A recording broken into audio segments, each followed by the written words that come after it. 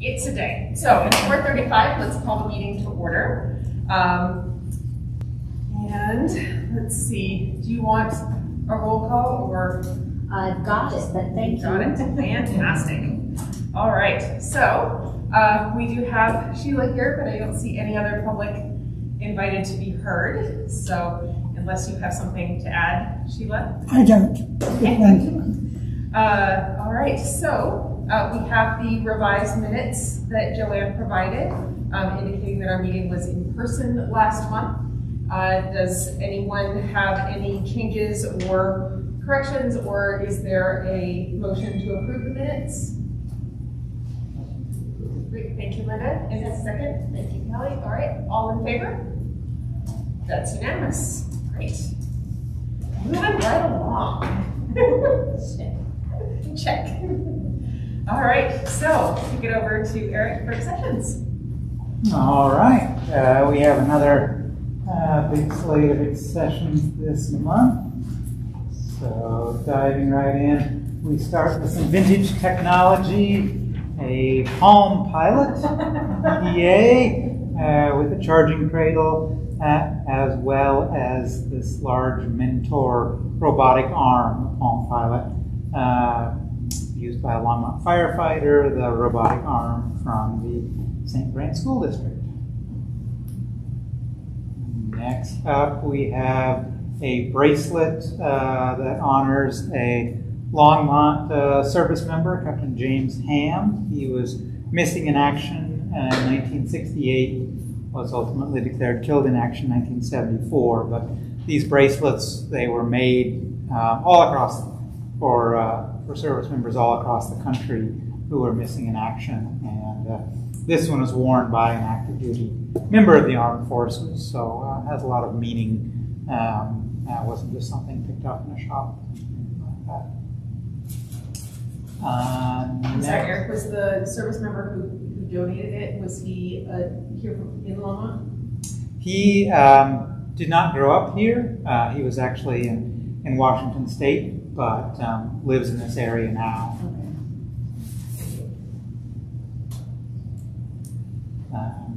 Next up, we have a collection of things related to both youth baseball and the FAA.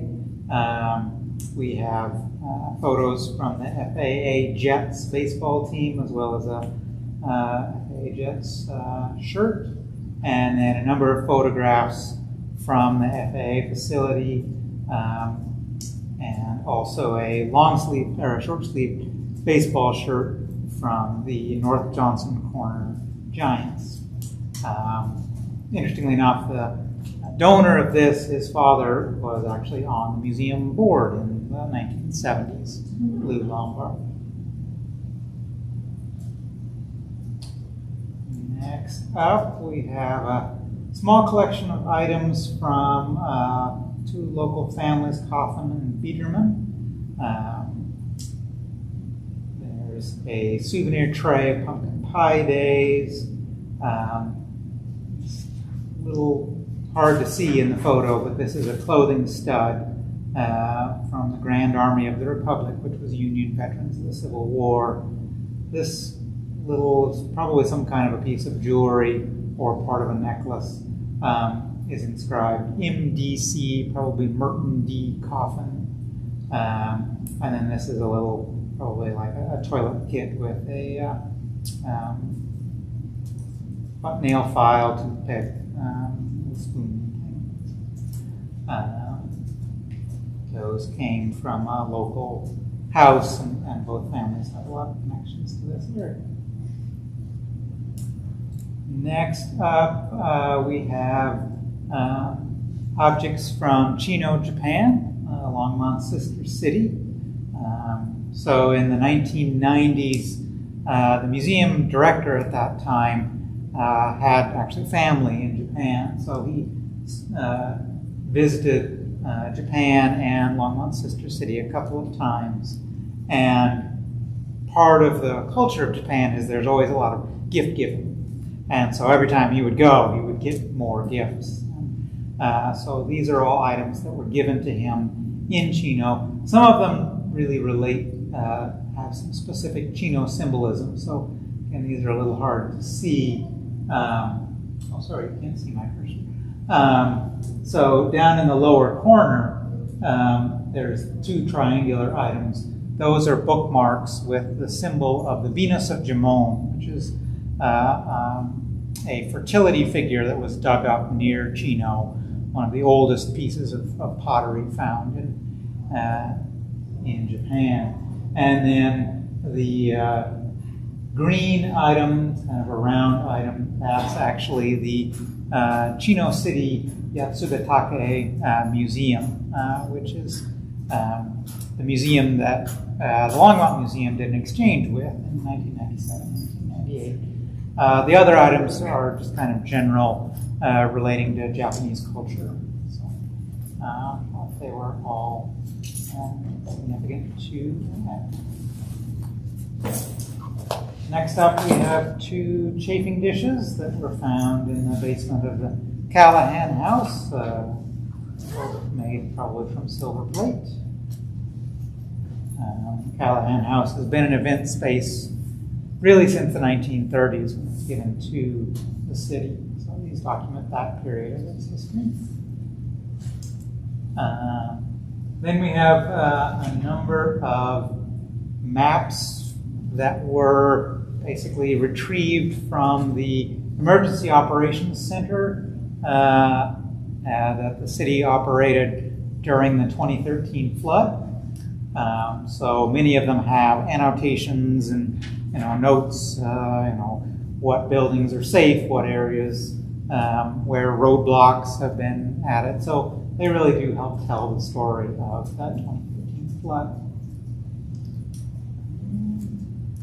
Next up, we have one of the last photos taken of the old Burlington School. So in 1869, there was a community called Burlington, a little bit south of downtown Longmont. They built a new schoolhouse, probably the biggest building in town.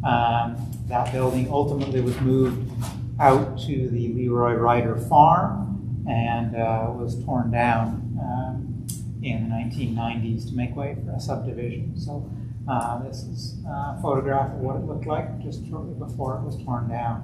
And we have another photo from the early 20th century, and there were two doors that you can just see kind of the shades of on the end facing us here. And then interestingly enough, that gap in the boards, originally where that gap was, it said Burlington School. So it's kind of cool to get past that. Next up, we have the first item from our top 10 most wanted list that we've acquired. So we're still kind of putting this together. It's part of our collections plan, but something we've had a group discussing the museum's collections plan, which I showed to you all some months back, talking about kind of guiding what the museum would like to collect. So we put together a top 10 list. One of the things on it was a tortilla roller. And the item up at the top, which just sort of looks like a piece of wooden rod, was in fact used by the woman in the photo to make tortillas for many years. So kind of a nice item. It was actually donated by a member of our collections plan review group. And last but not least, we have a framed sign, gold lettering on glass, that says C.W. Pace.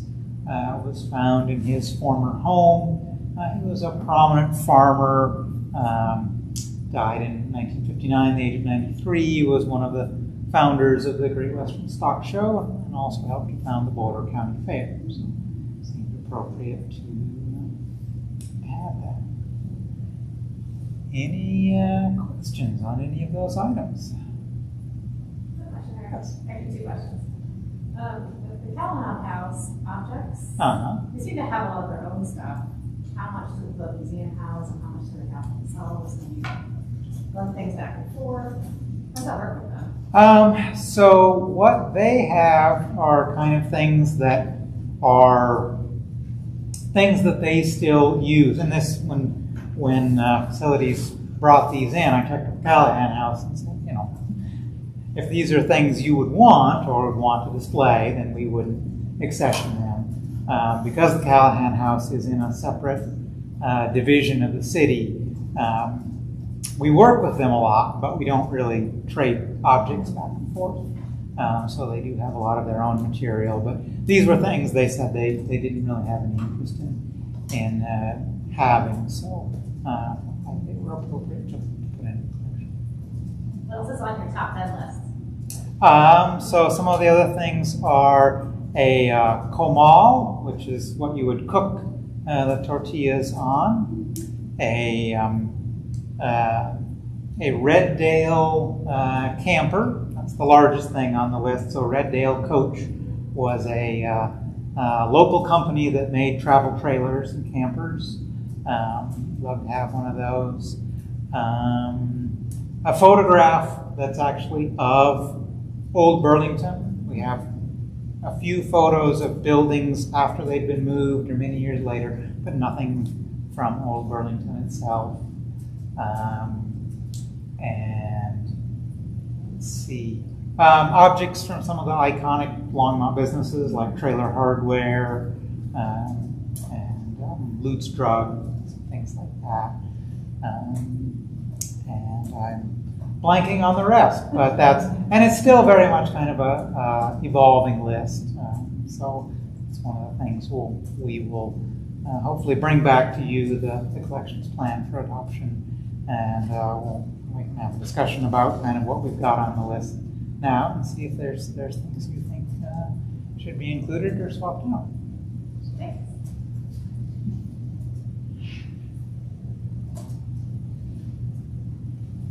All right, any other questions? Does someone want to make a motion to accept or not any or all of the accessions proposed? Tom? Okay. Is that a motion to accept all? I do move that we accept all the items that Eric's presented. Okay. And is there a second? I'll second. Thank you. All in favor? That's unanimous. Fantastic. All right. Thank you, Eric. You're welcome. Thank you all. All right. Reports. Kim, take it away. Sure, I'll take it away. As usual, I'm not going to go through all of it, but feel free to ask questions if there's anything that pops up at you. City Council last week, they adopted a proposed budget. And so included in that, the museum, our additional staff for gallery attendance. Thank you all know that we managed some of the reports that were in the Washington exhibition, and we did process to make this a priority, so we were happy to see that that was included in the budget. Also had some other expenses that are really just but in order to continue business as usual. So annual subscription to our February database. So this is a database that currently is past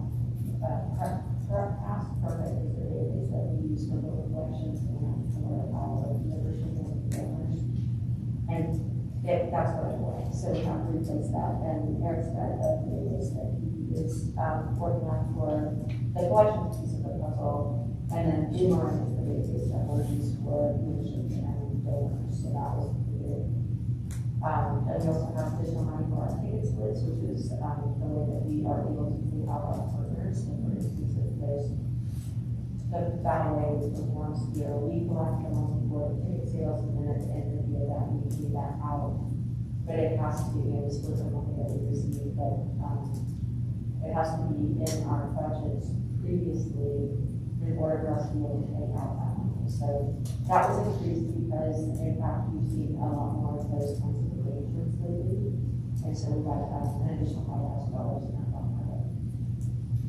And then we also have, many of you know about the mobile app that we have, and so we were able to get them to continue the app, and then some products that are available for helping to develop the content for the app. So right now we've got a Latino history walking tour, a downtown walking tour, and a women's history tour on the app, and we're working on art local places tour, and then also a tour that we're working on in collaboration with the contemporary art. So we'll end up having a lot of tours on the mobile app, so that's great.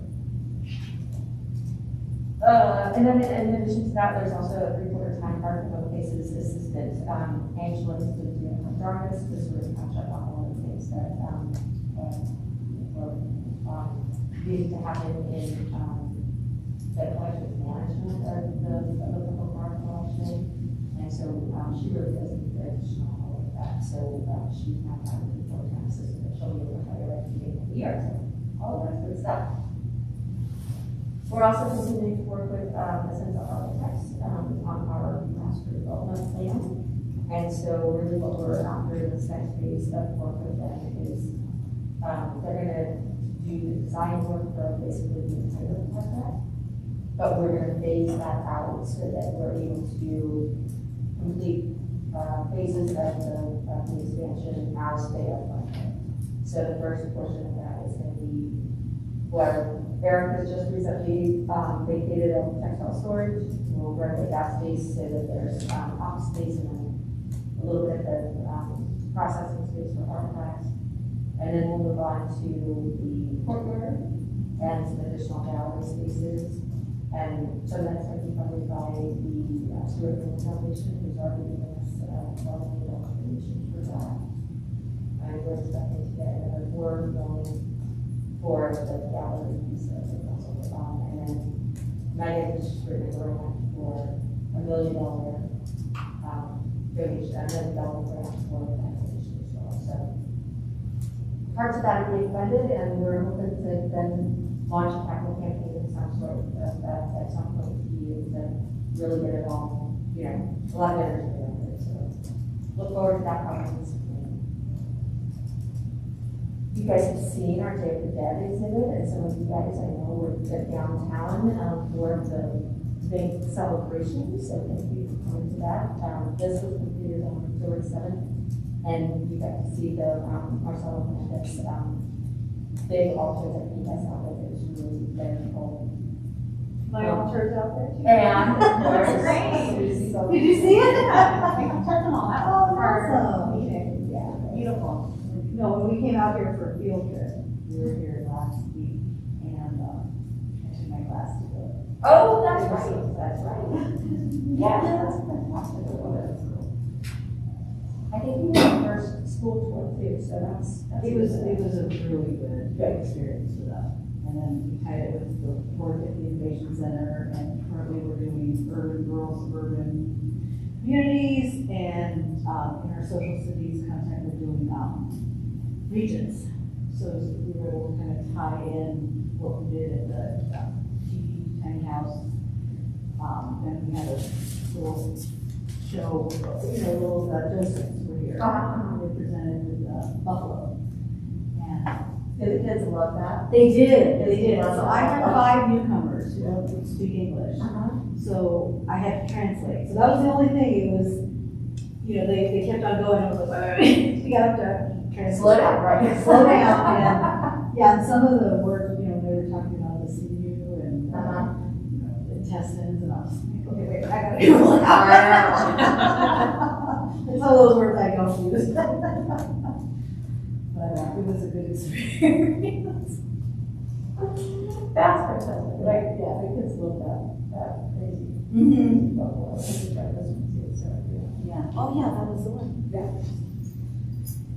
All right. And there's some data there that we had as part of the, you may recall that for our TV process exhibition, we got an annual grant, Institute Museum Library Services grant to help fund that exhibition. And in that grant, we also included some exhibition evaluation And so we had a professional already trained to come in and do some evaluation for us. So you get to see some interesting data there.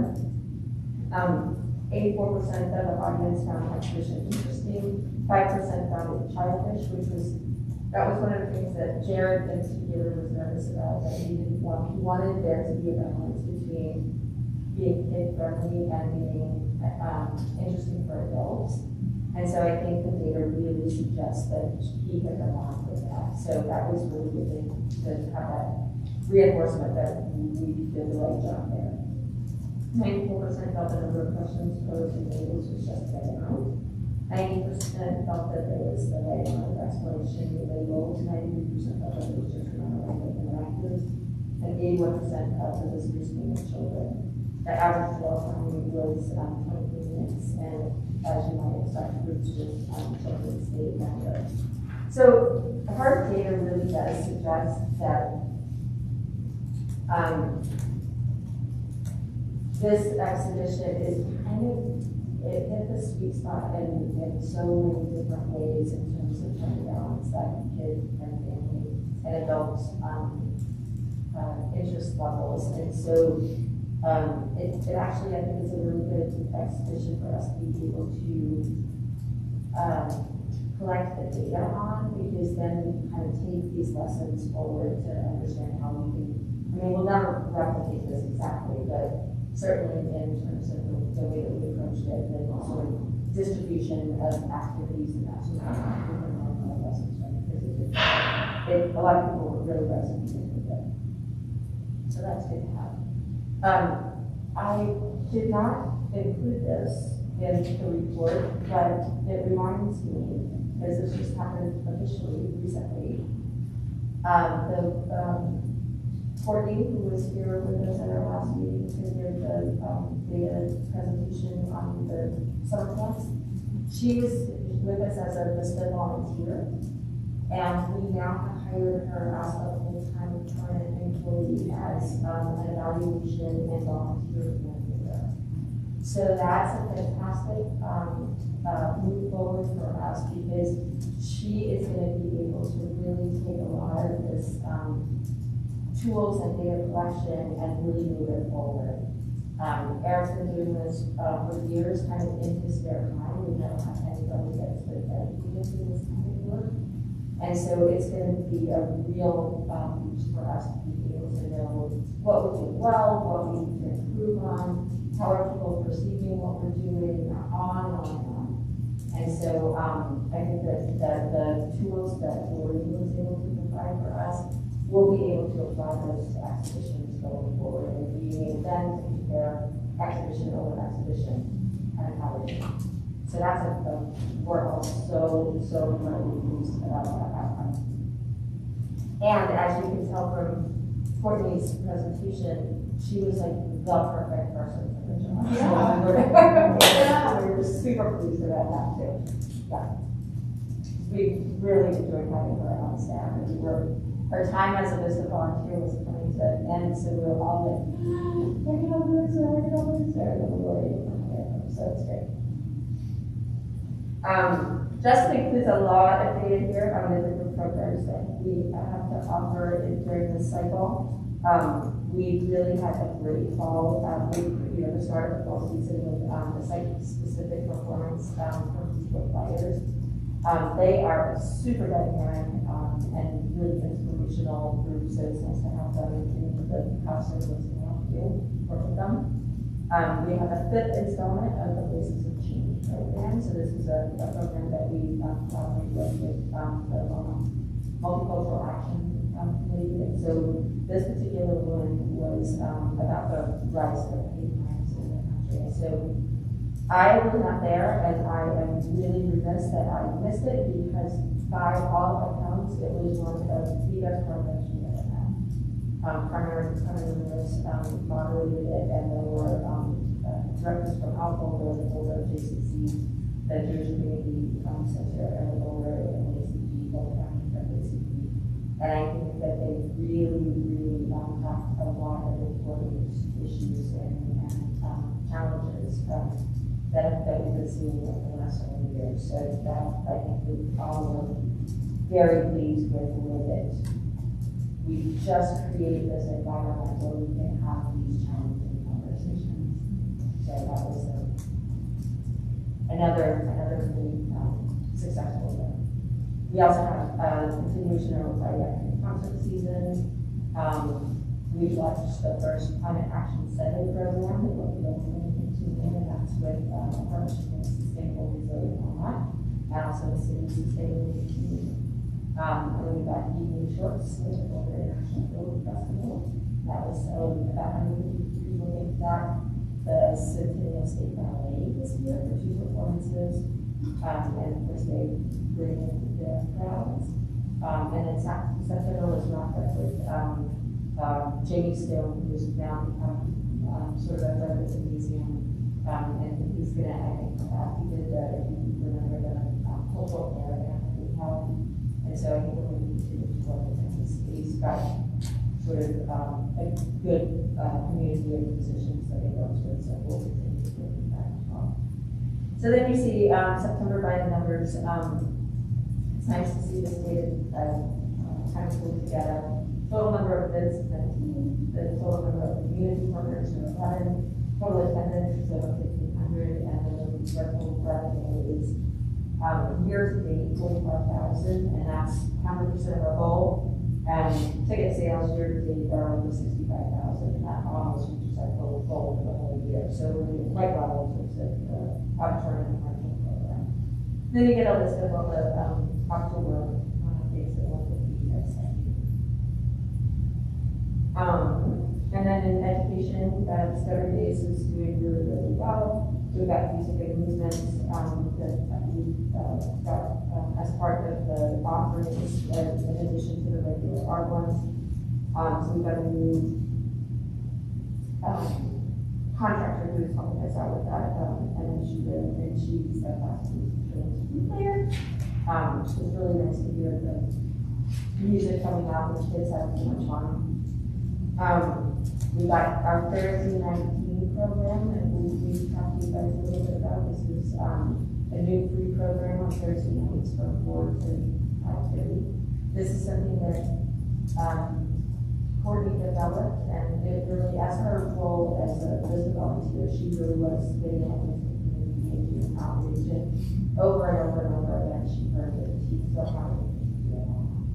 And so this is a way to sort of provide services that we really have heard over and over again. So I think, we're still building an audience there, but I think that it's so far so good. It's been really well received, and I think it's going to grow. Art and SIP is going very well. I think all of those classes are built except for the final one, and we've got ways to build them where that will probably is going to break up as well. Day of the Dead, just as a recap of that, really welcome a handful of new members, including Javier and Willie Fuel. Brady Coons, who used to be at the Cracker House, she was contracted to help with us to do the coordination, and she helped us last year as well, so it's kind of become more than Anne can handle by herself, so it's really helpful to help Brady be able to help us with that. The altar exhibition is around 8, and then as you guys know, there was shuttles running back and forth between here and the event. And Susie was our moderator down on the stage and did a fantastic job with all that really fantastic music. Like that was just, it felt so festive. I don't know if it was just like the people were just, ready to party or what, but didn't you feel like I do. It was just so incredibly festive. Yeah, it was great. It was really beautiful. Yeah. There were 40 moves, and so that is actually a lot more than we've had in the past. So it's looking like, I think this is going to grow over time. I think that, especially post-COVID, and maybe just in our collective, sort of ethos, it's becoming a very, very event in the city. Let's see.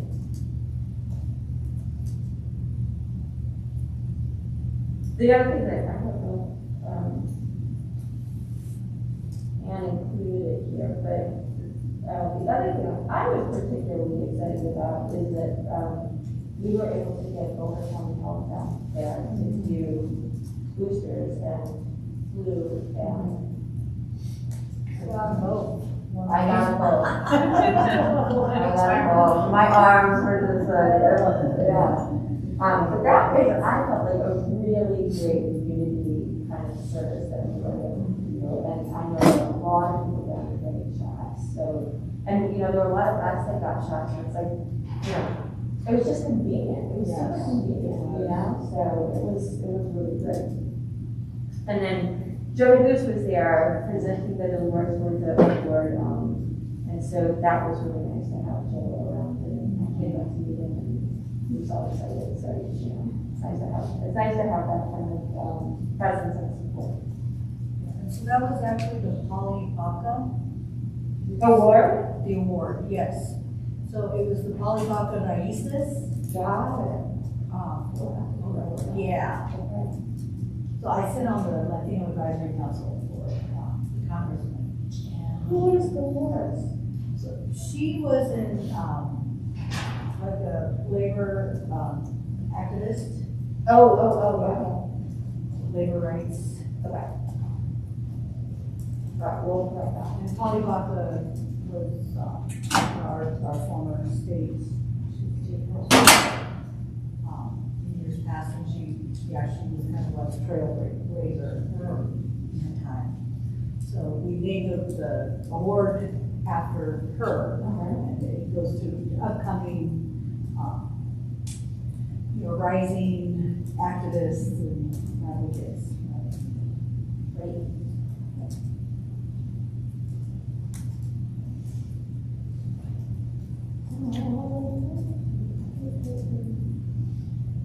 Alright, I'm gonna let you guys read the rest of those, but I think that the other thing that we've been challenged with is, especially with our SNAP data that we have to provide, they require really stringent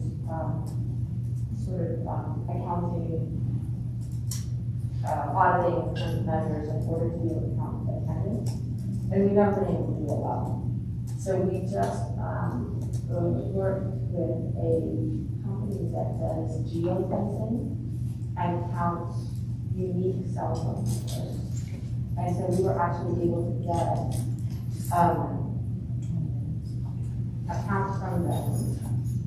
And we know that there were 4.6 thousand people, I think that's right. And then sort of added children and people who probably have cell phones with them, and sort of correlating that with the counts that we did, we estimate that there was at least 6,000 people there at the event. So, well, it's not the event and after the meeting, so they came to the exhibition as well. So that's good. That's a big number. That's I think that our largest attendance was the year before COVID, and that's about the same. So I think we'll get that up there for attendance, and I think it's going to grow. For collections, Eric's been really busy doing the walking tours. So last month he did 7 of those from Main Street to Third Avenue, and then he's also been working on, you guys know about this, the videos and the photos for the flood. So Eric, do you want to talk a little bit about that, since you're doing that you are going to end up using that material? Yeah, so you can see on the walls here in this room, we just installed a new exhibit. This is about music and particularly diverse spaces in music. This was put together by an intern assistant of Jared Thompson's. So next fall, we try to change this about once a year. So next fall, we will change this to photographs of the flood. And we may be able to include a few small objects or other things that aren't just photographs. But we put out a call on Facebook and have gotten over 300 photographs and videos sent in, and so we're still trying to figure out exactly whether we're going to put those into the collection or whether we'll kind of pick and choose. But we've got a lot of video, photos. One person does have a camera that was buried in mud. That's kind of cool. You can see the actual damage from the flood. So we're excited to be able to commemorate the 10th anniversary of the flood. And we may, also have an online component if we're able. Our new collection software has a lot of capacity for online exhibits. So if we're able to get it fully up and running and get things input in time for that 10th anniversary, probably have an online component of the flood exhibit as well. Cool. And then this last thing there is about the collections plan that we've been talking about. So we'll be moving that forward soon for you guys to be able to adopt it once it gets with the final form. Our new places have there's a great picture there that you can see. This one is their first neighborhood improvement project.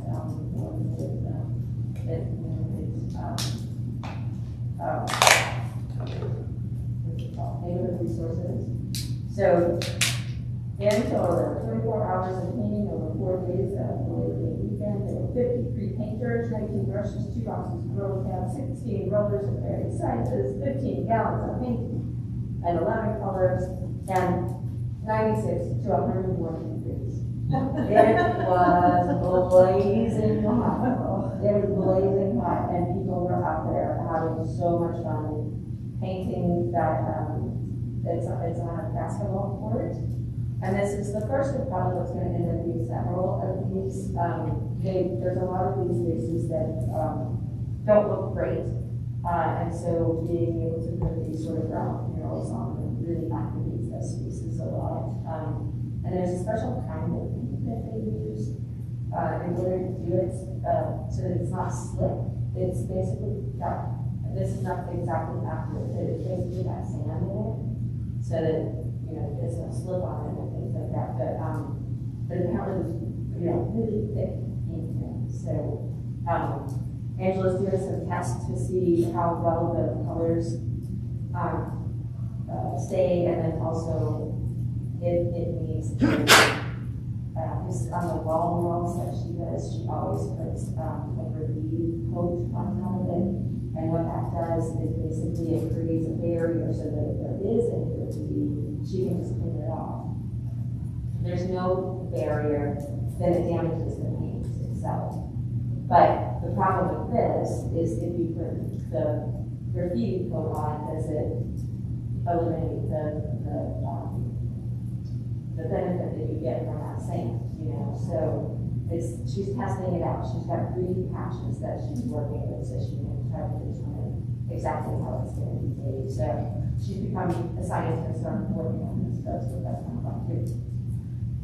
We've also got finalized artists with the Lancers Park project, so that the contract is underway, and then the announcement about that's going to soon. And then she's got shop art artists that I think some of them have already started to work with. They've been working with the Longmont Power institutions in order to get those boxes of talented ready to go. So that project's going to go on for a while. And visitor services, the gift shop has really just been doing wonderful, and I think it's going to continue to do really well.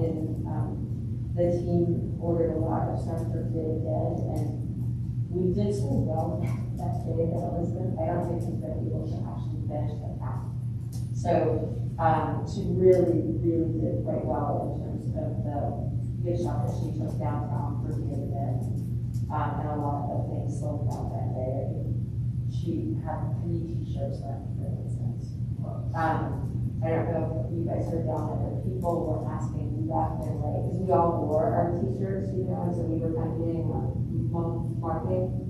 And people asked left and right, where can I get that? Where can I get that? So we were constantly sending people over to the booth to buy t-shirts, and so we did a great job selling t-shirts.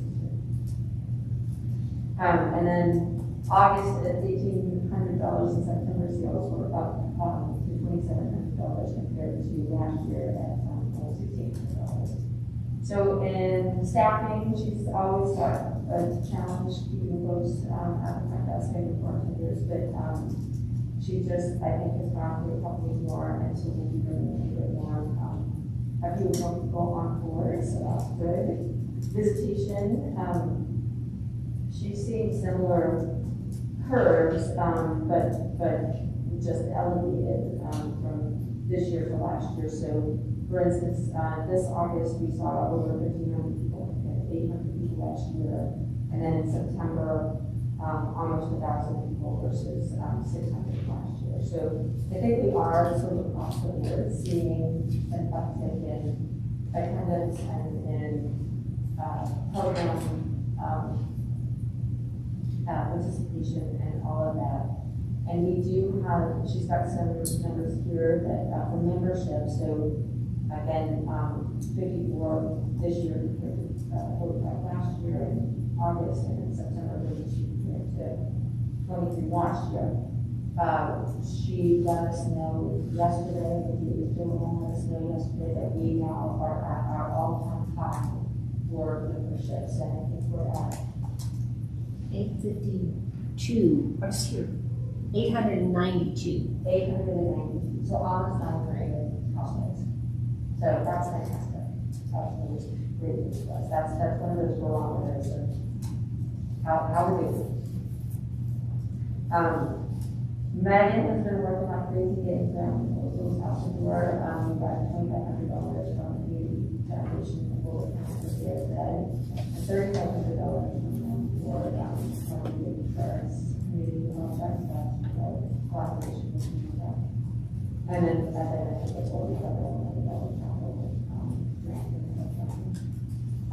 We're working on sponsorships for the Wally and the agriculture exhibition. So we are increasing the right field. That's the biggest contemporary party. And then agriculture is the people that. Sorry about that. The other thing that we have requested, and we'll see how this goes, is that the City of Longmont was part of the stadium district investors when Longmont Stadium was built, all along that way. And as a result of it, when the Broncos were sold just recently, the city ended up getting almost $1 million as a result of that sale. So we have put in a request to the city manager to use that money to help fund the children's gallery and expansion. So we'll see. It's on the list of several other things. So we'll see how far we get in that request. But I think that it would be a really wonderful thing to have happen, because the stipulation on the money is for it to be used specifically for youth program activities. And this would be a perfect use of those dollars in perpetuity. They're one-time dollars. And so how do you make the best impact of those $100? So that was one of the basically this investment would it would benefit children for years to come. So in my mind, basically. And then for marketing, the last entry there, we've got a lot of things for our bid that exhibit and for the event downtown. Mark Miller, who's one of our longtime committee members, and Louis met down at the Spanish State Radio Station, and they really, are so excited and so animated, and are able to really build up the activity and enthusiasm for it. So they help us do that. And then we have a new brand. I'll show you that if you don't mind, Eric, pulling that up on the computer. We can do that next.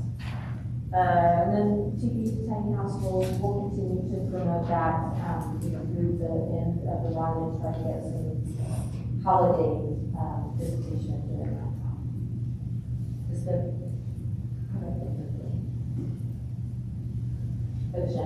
city manager. Yes. Is that all right? Yeah, the only thing between is the report of the chair, and I don't have a report, so. There you go. You're good to move on to the museum branding. All right. Eric, I'll let you drive if you don't mind. So we talked a little bit about this, that we can actually see the kind of ways the ad agency pulls this together for us. So go ahead and go to the next page.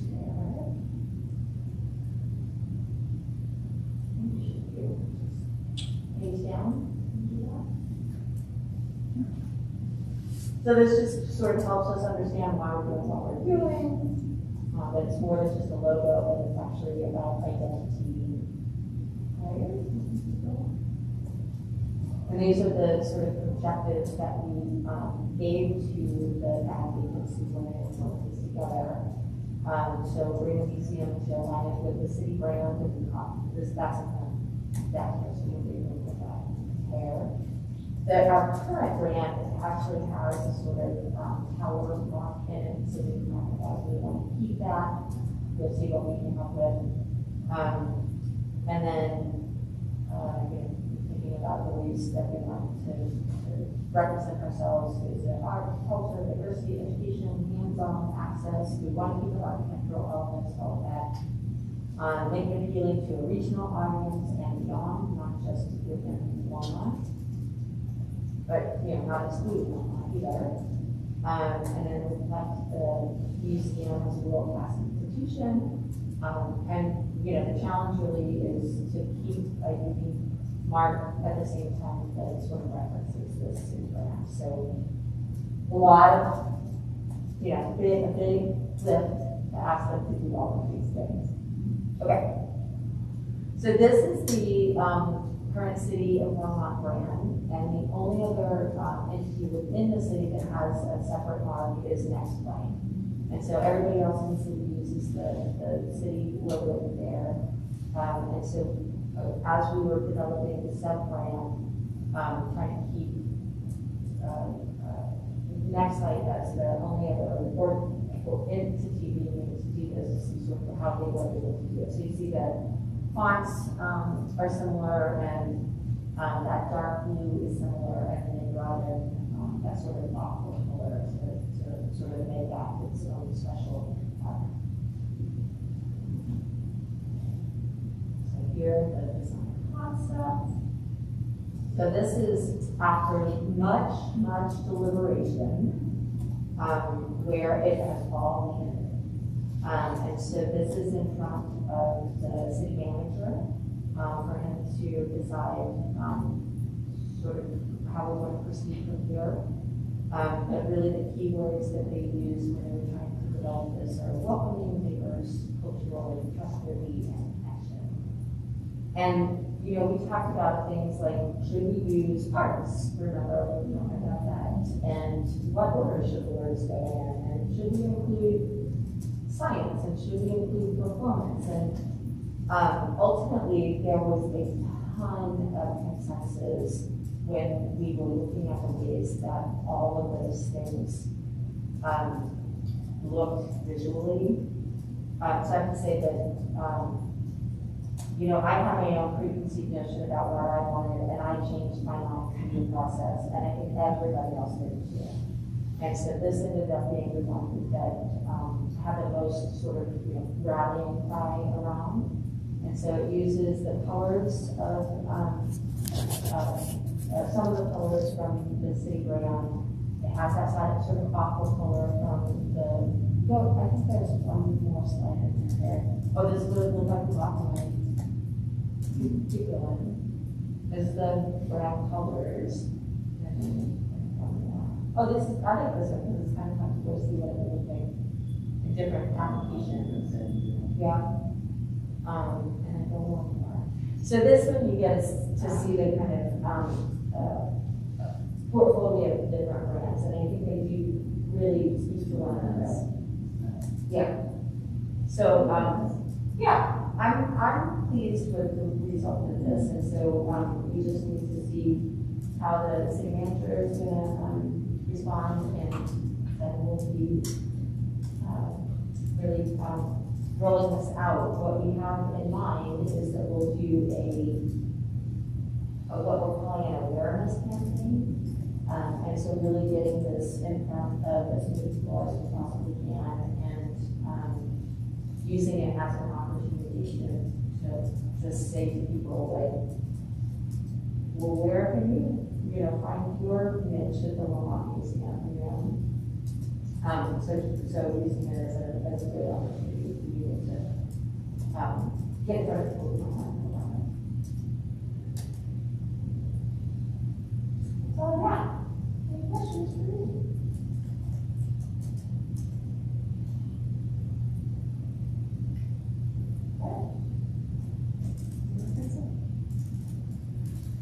All right, great. Well, I like it. I like the way that they all kind of flow together. It's really well done. Yeah. It's one of the people we want. If it gets okay, then we can start putting it on things. Yep, we're hoping to have that approval and launch sometime before that meeting.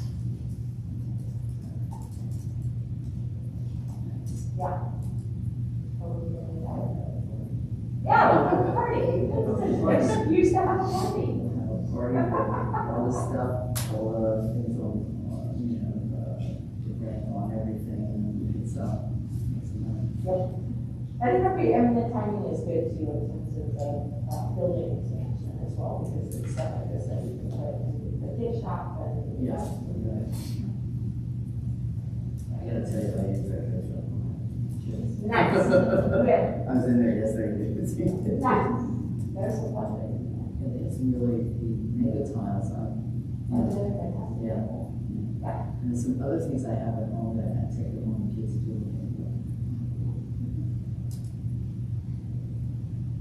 All right, back to you, Rhea. All right. So next on the agenda is the use of a land acknowledgement statement. We had started to discuss this last time. Wanted to make sure that it wasn't just something that was being repeated by rote, and that it was something meaningful. I think there was a discussion around checking and seeing what would be the best use of the statement, and would it be in line with that best use if we were to use it at our meetings. So I don't know where that discussion went. That's about where we left it. That's my recollection. I mean, I remember back, probably at least a year ago, when I don't know if we were charged with trying to develop a statement, or we were one of the city entities that contributed to it. I think they took ours and massaged it and all. And back to what Rue was saying, I remember our former mayor saying that they didn't, at least for council at that time, and Susie would probably know better, but if I remember, and I kind of agree with what he said in that case, is about the statement that, there were some suggestions at that time that city council open every meeting with this, if I remember. And I think his comment was basically, we don't want to beat it to death. That's not what he said, but because then it'll become meaningless if you it'll become so, I don't know what word to use here, so common or so trite every meeting that nobody's going to be listening to it. At least that's the impression I got from Mayor Bailey at that time. And so we, I think, kind of took a similar sort of position. We didn't really vote on it or anything, but I think we discussed and thought, that would work for us too, in a way. Just do it once a year or a special meeting or something. We don't have that like an annual meeting as a board, but some boards do. They have to have not law, but they have to have by their own bylaws an annual meeting. And then there's a special meeting every year. We can do it in January or whatever. just my thoughts, and it doesn't mean it's a correct thought, it's just a thought. Not to necessarily open every meeting with it, because I do think it can become I don't want to say meaningless, but it just becomes so common that we wouldn't really think about it. I think our goal is, as a community, to have people think about something like this. Right. You know, having attended it was just yesterday, actually, the Native American training. There was a lot of information there, and almost too much for my brain to absorb anymore, and some of it I wanted to kind of block out because I didn't want to have to accept it. Right. But anyway. It's challenging. Yeah, it's very challenging, but that's just my thoughts. Maybe to make it really meaningful, start each board year or something like that. I don't know. But there's a lot of other board members that can have opinions too. We have it on the lobby. Yeah, we have it. Yeah, in the lobby. Yeah, it's on the wall there. But there is, I just got an email earlier that I think there is some momentum to try to do something a little more permanent or something like Yeah, that. that's what I mean. Yeah. Something that, put it or do something with paper, or something that you give an hour or something.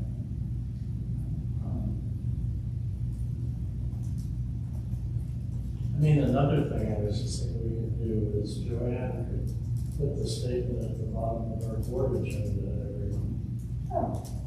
Yeah, it's kind of a subtle way of reminding us of the land use. You know, I don't know, that's just my thoughts.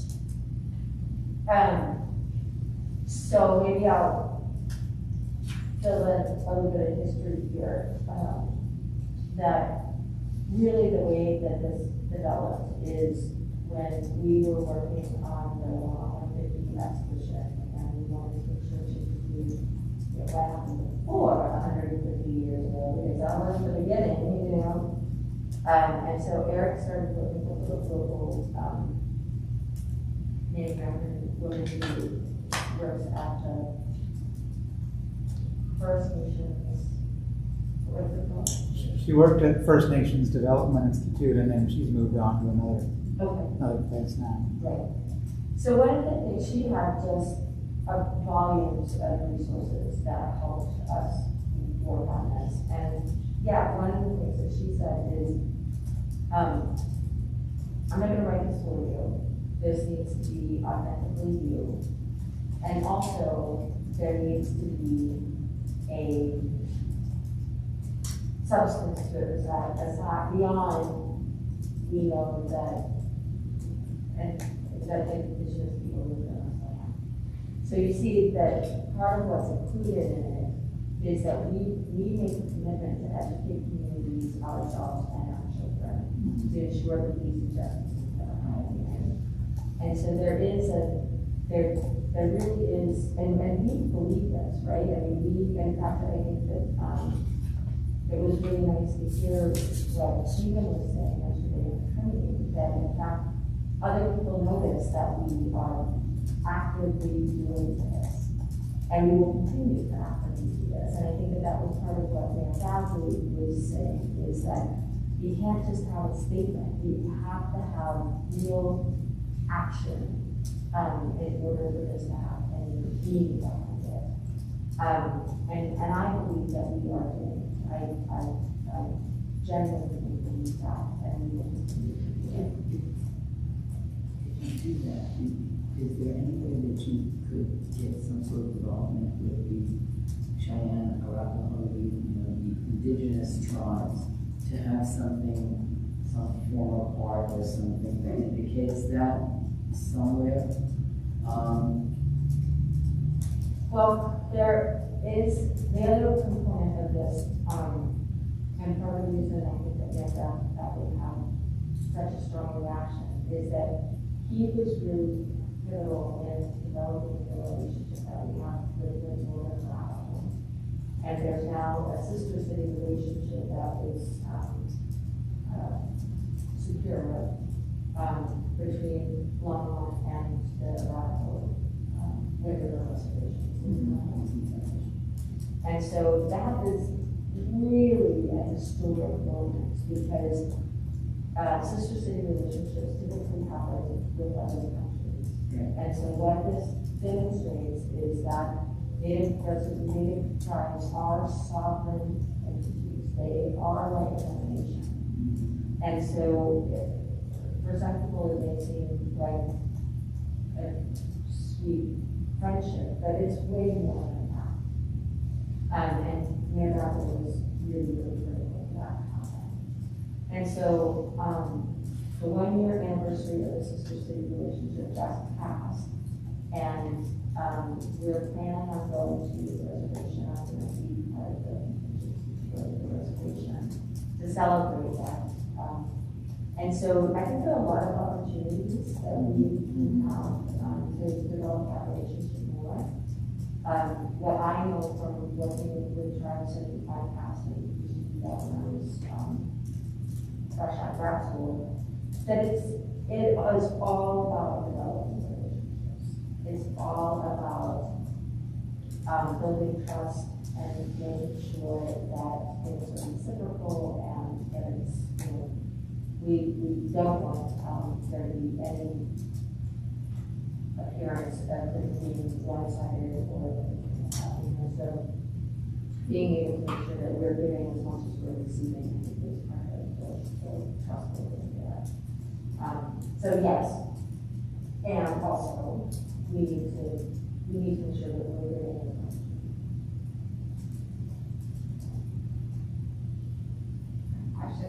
Do you have an internal policy and how you use the statement? No, I know that it's in the lobby, but I wasn't sure if you for events do you do. I think that's really kind of what we're discussing. Just a program. I mean, yesterday was good, and I'd love to see more about it and more things broken down and presented. You had, speaking of that, I brought my grandchildren to the co-op that you had out in the courtyard. And I didn't think they were really paying, they're young, I didn't think they were really paying much attention to what was being said. But they brought things up to me on the way home that they heard the chiefs talking and explaining. So I thought that was very good. I mean, because that's our future as our kids, and that they actually heard and retained some information that they heard. Yeah, see, there we go. Yeah, that made me think of it when I read this. Yeah. Yeah, I think there needs to be a balance, and yeah, I don't exactly know what is the right moment, but what's the thing that tips it to say this is when we use it, I think annually probably sounds like a great solution for our board. I want to talk to Stephen more about it, I think, to find out how he feels about it. It has to be meaningful. I think it would be great, to get his input, and have a discussion about what he thinks, and how to present it and do it. Especially if this is very serious and unique.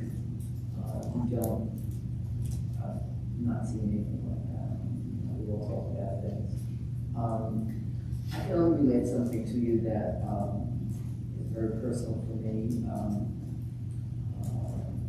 My son lives in Germany, and Germany does a remembrance, continues to do a special kind of global remembrance for the Holocaust.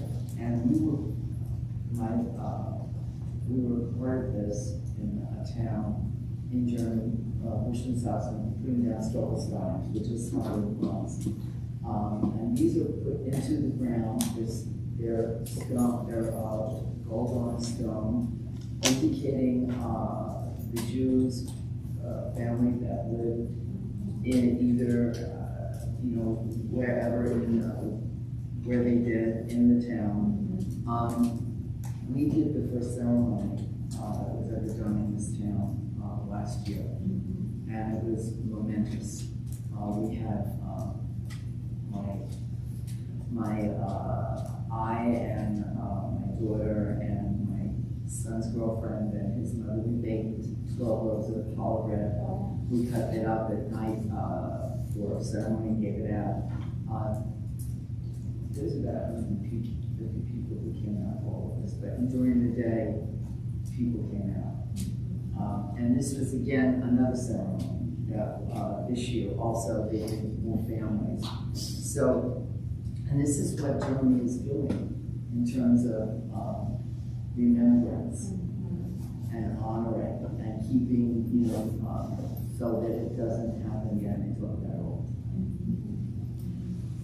So that's what I'm thinking, like what can you do to have these tribes, what can you do here in the town to remember and educate, so that it doesn't happen. Something to think about, and I think that he should be involved in brainstorming. What's that citywide statement? Oh, that's, I mentioned, I'm sorry, I finished my story. So what happened after monthly I helped to develop that statement for the museum is that she also said, well, the city council in Denver has adopted a statement, and this is something we should consider. So I contacted a friend of mine who was part of that process in Denver, and he said to me, yes, that not only did they develop the statement, but they read it before every single council meeting, and every member of the city council in Denver has to take a turn reading it. And he stated, and he felt that was absolutely appropriate. You were there, I don't think that our city council felt comfortable with it. Yeah, it was a little frustrating to me, to be honest, because it was, I don't want to take the time we say the pledge. I guess that's because the argument to me, like, it becomes rote. Yes. There's a certain thing, like, rote can be negative, but I also, I think, yes, as a student, you eventually not take the Pledge of Allegiance seriously maybe every single day. But if you ask most Americans, can you say the Pledge of Allegiance? They can, because it becomes a part of you. And I guess to me, this idea that we're going to make a commitment to face the injustices by not talking about it and bringing it up one time a year, I don't know that is facing it. So to me, it felt like there needs to be more education. So that's something, I want to bring up when we have our retreats, but when we have our day together as council, I really want to get some of that educational piece behind this. And I'll tell you, my kids say the pledge. I have 5 newcomers this year. They say it with such pride. They say it in Spanish and they say it in English, and it because they have a sense of appreciation for being in this country. All my students have had lived experience and remember, where they were coming from, whether it be South America, Central America, Mexico, so it means something. Even though we say it every day, it's meaningful. And in fact, when we were online, we kind of stopped doing the pledge because it was, having them on WebEx. And then it was like, there's only a certain amount of time, I feel like I had the window of really capturing their attention. And so I had to make, you know, the most count, because once their attention's gone, it's like, okay, they're jumping on trampolines and, you know, the iPads. Oh my God. So we dropped it, and I had kids ask me, oh, how come we don't do the pledge? You know, little face and then, you know. So it's interesting. So, and I think because in their homes, there's been an education around it where saying the pledge was something meaningful to them. So I think as adults, that's why it's frustrating, because that's easier to communicate for the kids, is there is an education piece that has to happen to understand that, yes, we'll say this every day, we take turns saying this every day, but then it also has meaning. And I think about people doing things, Sister City, right? Having the connection with the Northern Arapaho, that's huge, and building that trust. And so I think we as a community, we are taking action to educate and to remember and to honor, you know, the folks that have been, the people that have been here before us.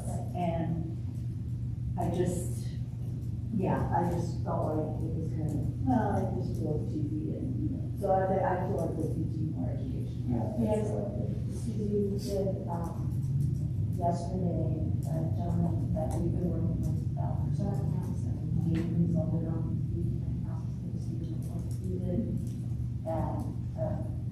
training class, which is essentially just like Native American awareness, you know, and there were several people who attended that, and I think it's really good for. I wanted to go to that, but it was during the day.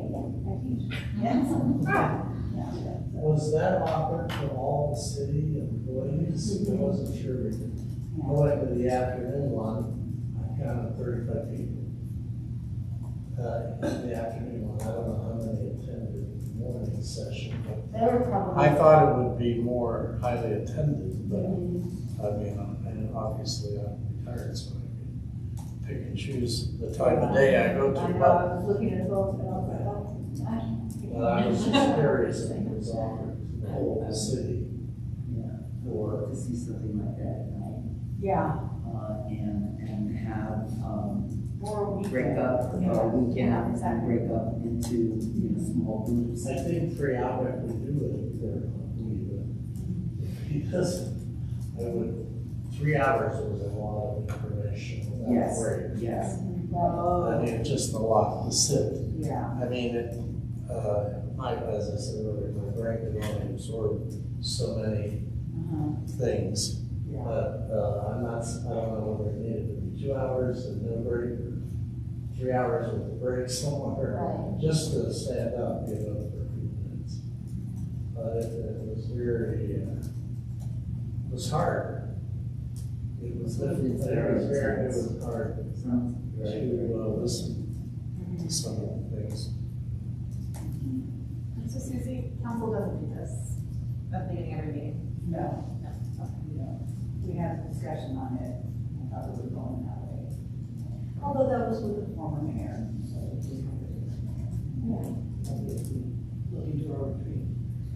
So- Revisit this. Right, and then what was your retreat?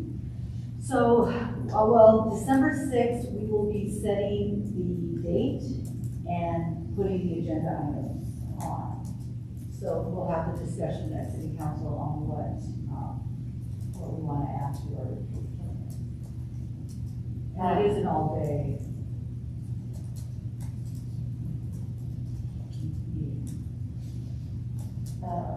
I'm not opposed to doing this at every meeting, but I just don't want it to become meaningless, you know, just like, you know, like saying, you know, just call the meeting to order, you know, and rattle this off. I mean, there has to be some sense of sincerity to it. Just let's not have a talking stick at home. But each one of us can have the talking stick and say it and pass it around on a monthly basis. I would say at my organization, we read our statement when we physically gather together, but we don't do it like every week. I guess the question in my mind would be, what would be the thing that prompted it? You know, is it some regular frequency? Is it some particular conversation? Is it some, you know, topic that triggers reading it? So it does get complicated if it's not every time. Yeah. So, you know, I think about for our union, so Colorado Education Association and National Education Association, we do, so when we had our National Education Assembly, Education Association Assembly it was in Chicago this year, we actually had members of tribes that were in that Chicago area presented and just kind of gave a little history. Our president did read the statement. So it was kind of at the beginning of our assembly. Right. And then, but when we had breakout sessions and we had other meetings and classes, it wasn't recited every meeting turn, but it was at the opening. So it was something at the beginning of some kind of event or so that's kind of when we say it in that So it does look a little different as opposed to, you know, in an advisory board meeting. But I think, you know, city council, that's an event. And it's public. And for me, at city council, I felt that was very appropriate. For, you know, smaller, meetings, I just, you know, is it necessary? Is it, meaningful? I'm also going to talk to Stephen about that, sort of a history one. And then that's I think for the people who are in the training, one of the things that's very, very clear is like everybody's got it, even with the indigenous community. So, you know, even as therapists, we're going to write this video, you know, we have these same conversations, like, are we just doing this because everybody else is doing it, and, you know, we don't want to come off as insincere, and all of that stuff is part of our conversation, you know. So, it's not simple, and I think though that we approach it with the utmost sincerity, and be able to strongly about the kind of stuff, and so I feel very good, you know, where we stand about this statement. So I think just trying to understand that was the most sensitive way to use it.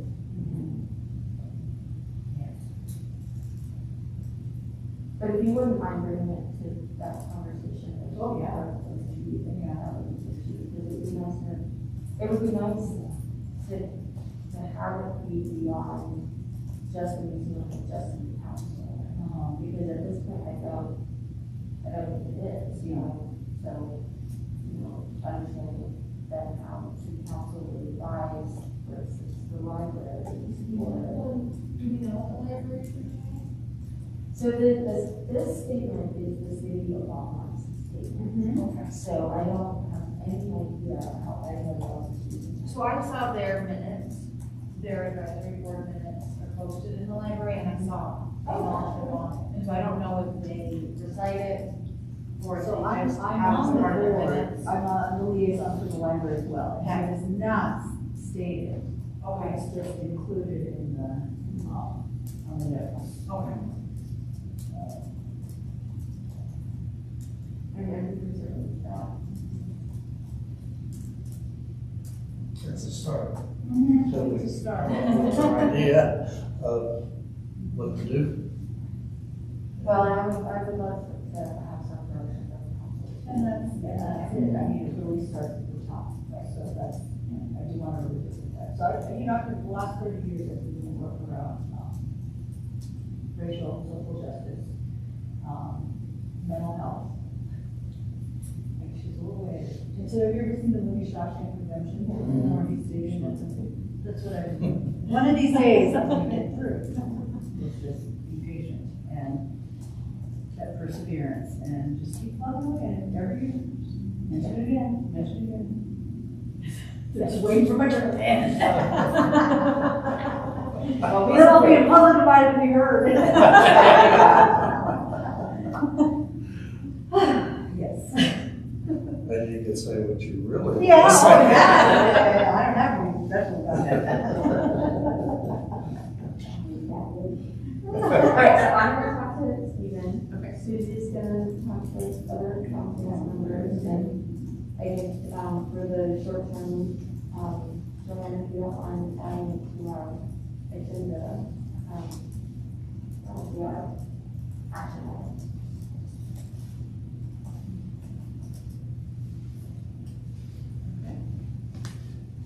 Fabulous. So, some movement, but to be continued. Yes. All right, the only thing I wanted to add was to take a vote, for those of us that are here. Do we want to meet in person in November, or do we want to meet via Zoom in November? I think we decided that the meeting did not interfere with the holiday. I think it's the week before. Wednesday before. I prefer Zoom instead of a crazy week that week, but that's the personal preference. I'm sorry, I'm having trouble hearing everyone through your mask. What do you prefer? What? I prefer Zoom for November. Zoom? Zoom for November? So it's the week before Thanksgiving, the Wednesday, not the Wednesday, not the day before Not the day Thanksgiving. before. A day and a week before. What's the day? The 16th. All in favor of a Zoom meeting that week? In deference to holiday insanity? I'm not a voting member, so. Okay. In person? Okay. So it's 3 to 2.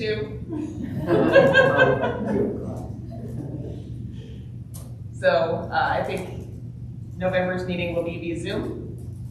If everyone is okay with that? Okay.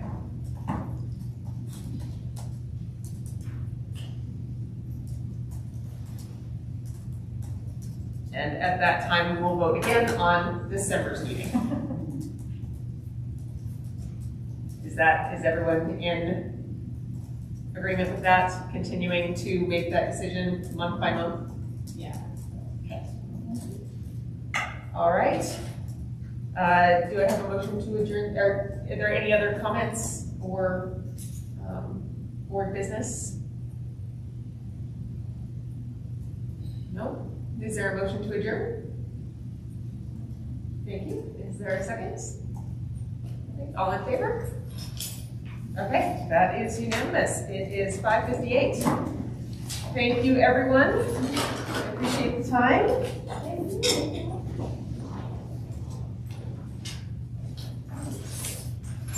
And I have to run away. Susie, you have